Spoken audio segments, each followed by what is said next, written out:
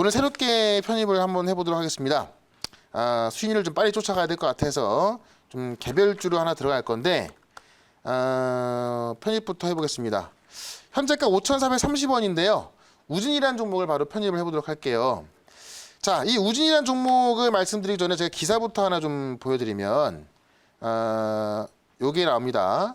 후쿠시마 원전 주변 지하수에서 자연 수준 이상의 방사성 물질이 검출됐다. 이렇게 이야기가 이제 뉴스가 나와 있죠. 어제부터 지금 오늘까지 나온 뉴스인데 지금 이제 우리가 후쿠시마 원전에서 지금 일본이 이 원전 오염수를 방출하려고 하지 않습니까? 이걸 우리는 적극적으로 반대를 했고 지금 이제 국제기구에서도 지금 일본에 들어가서 과연 이 방출 가능한 수준인지 검사를 하고 있습니다. 근데 이미 오늘 후쿠시마 원전 주변 지하수에서 이 자연 수준 이상의 방사성 물질이 검출됐고 이게 처음 나왔다 그래요. 처음 조사해서. 그러니까 국제기구가 지금 조사를 하고 있기 때문에 아마 우리도 굉장히 반대를 하고 있고요. 오늘 보니까는 이제 제주도의 원희룡 지사가 뭐 굉장히 강경하게 대응하겠다라고 했는데 이와 관련된 종목이 바로 우진이다. 우진이 이제 이 원전 그 제염이라는 기업으로 이제 알려져 있는데 이 부분은 제가 칠판 가서 설명을 좀 드려보도록 하겠습니다.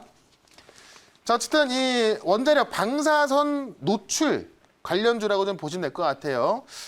개별주인데 원래는 이제 원자력 발전소용 계측키를 만드는 회사입니다. 그래서 그냥 쉽게 말씀드리면 원전 관련 기업이다.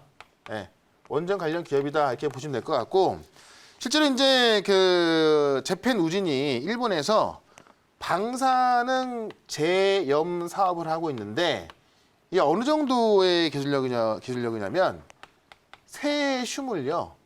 세슘을 99%까지 걸러낼 수 있다고 합니다. 엄청난 거죠. 그러니까 지금 이 일본에서는 많이 걸러내서 문제 없다라고 하고 있고 너무나 많이 나오고 있기 때문에 이제 뭐 바다에 흘려 보내겠다라고 하고 있는 건데 이게 지금 아직까지 어쨌든 뭐 이미 좀 흘려 보냈는지 몰라요. 그런 것 때문에 지금 문제가 되고 있는 건데 실제로 지금 이 우진이 갖고 있는 이 제염 사업, 이 제염 그 기계가 세슘을 99% 걸러낼 수 있다는 이 제염 설비를 갖고 있고 이거를 판매하고 있다는 거예요. 그러니까 실제로 일본에서 이 제염 사업을 하고 있고 만약에 우리가 어떤 이 외교력에서 좀 뒤져가지고 일본이 이 오염수를 배출한다 그러면은 우리가 어쨌든 우리 써야 될 것으로 보여집니다. 우리 바다에서. 그래서 최근에 보시면 이제 뭐 사조 시푸드라든가 시푸드 이런 것들이 이제 어떤 우리나라에서 만드는 것만 먹어야 된다 그래서 올라가고 있는 건데 이런 관점에서 이제 원전 관련주로 좀 보시면 될 것 같고요. 실제로 이거 말고도 삼부토건 아니에요, 삼부토건. 삼부토건이 최근에 주가 한번 차트 검색 한번 해보십시오. 이렇게 올라와 있습니다. 이게 이제 정치 테마주로 올라온 것도 있고 실제로 수주를 따내서 올라온 것도 있는데 이 삼부토건의 지분을 5.24% 갖고 있습니다. 그래서 이에 대한 어떤 지분 차익에 대한 부분도 올라갈 수 있는 모멘텀이 될 수가 있고 그러니까 이게 첫 번째고 이게 두 번째인데 세 번째 하나가 더 있죠. 바로 해상풍력 시장도 진출해서 아직까지 이제 신재생 관련주가 한번 올라갔다가 조정을 좀 나온 상황이지만은 결국 이제 바이든 당선자가 취임하게 되면은 신재생 관련주는 계속 올라갈 수밖에 없거든요. 그와 관련해서도 이제 해상풍력 기술을 갖고 있어서 이제 한국전력 기술하고 이제 기술 협력을 해놨거든요. 그래서 신재생 관련주에다가 삼부토건이 최근에 몇 배 올랐는데 이 지분을 갖고 있는 거 가장 중요한 거 지금 일본이 오염수를 배출하는 데 있어서 일본에서 지금 제염 사업을 하고 있고 실제로 세슘을 99% 걸러낼 수 있는 이 장치를 판매하고 있다. 이렇게 보시면 될 것 같습니다. 그래서 우진은 일단 급등주로서 한번 편입을 해보도록 하고요. 이 종목에 있어서 질문 있으면 질문 한번 받아보도록 하겠습니다. 네, 지금 설명해 주실 때 지금 방사능 그리고 이제 원전 그리고 그린 뉴딜 쪽으로 설명을 해주셨습니다. 네. 우진 같은 경우에는 그런데 이제 정치 테마주로도 얽혀 있잖아요. 그건 잘 모르겠어요. 네. 누군가요? 네, 모멘텀을. 네, 지금 우진 같은 경우에는 이번에 이제 이낙연. 예. 네, 그 현재 민주당 대표 동생분이 좀 대표 취임 관련해서 아, 그래요? 정치 감사합니다. 테마주로, 예. 그런 부분을 일부러 방송에서 얘기 안 하신다. 아니요. 몰랐어요. 네, 좋습니다. 예. 네, 그러면 그 얘기는 그럼 뒤로 하고, 예.